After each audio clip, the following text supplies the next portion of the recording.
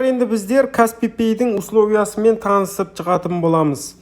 QR мен төлеген кезде, Kaspi Gold мен төлеген кезде біздерден қанша процент сумма ұстайды тауардың бағасынан, соны көріп шығамыз. Оның үшін Kaspi Pay'ға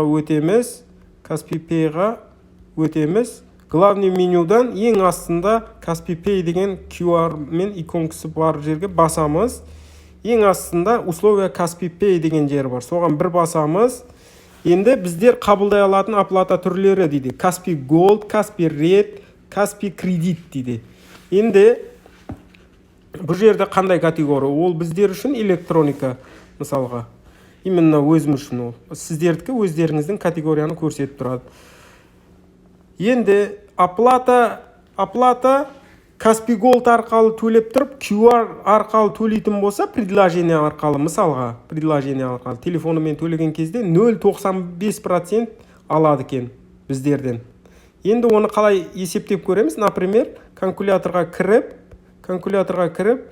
120 мыңдық бір нәрсе алып отырса, аламыз. 120 мыңдық бір нәрсе алып отырса, қазір бір минут кешіресіздер. 120 мыңдық бір нәрсе алып отыр. Енді содан 0,95% алып тастаймыз.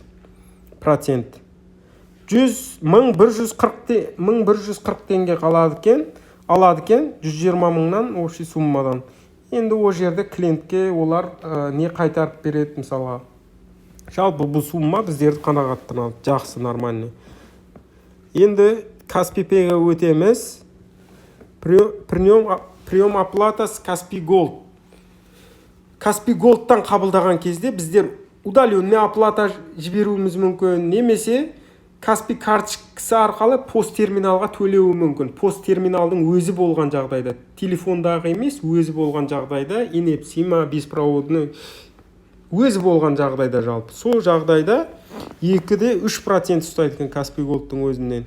Енді прием оплата другой, басқа банктың карталарынан 2-3 ұстайды екен. Ол кезде де, ол жағдайда да сізде пост терминалдың өзі болу керек, например.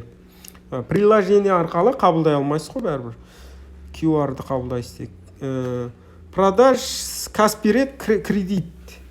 О жағдайда, мысалға, клиент Kaspi Red арқалы алса біздерден, Kaspi Credit арқалы алса, 5% алады екен біздерден. Ең көп 5% алады екен, иә? Енді ақшаны ертеңгі күні біздердің шотымызға тастап жібереді. Ертеңгі күні ақшаны біздердің шотымызға тастап жібереді, достар. Мына жерде болған саудалардың, бүгін болған саудалардың, например, офлайн болған саудалардың, бүгін ертең шотымызға салып жібереді екен, достар. Бұл жерде, мысалға, мына жерде продаж за сегодня 0 деп тұр ғой, бұл Kaspi магазинда қазір болып жатқан саудалар бұл жерге қатысы жоқ. Бұл жерге офлайн болған саудалар қазірдің өзінде көрсетіп тұрады, бірақ ертең шотқа тастап жібереді. Kaspi магазинда қазір болған сауда клиент қабылдап алса да, бұл жерде көрсетпейді. Олар прямой міне аударып жібереді, шотқа аударып жібереді олар. Мына жерге кеп түспейді ақша. Бұл жерге тек офлайн саудалардікі кеп түседі осы жерге. И удаленный оплата. Достар, жалпы осылай. Түсінікті болған болса, сабағымды аяқтаймын. Сау болыңыздар.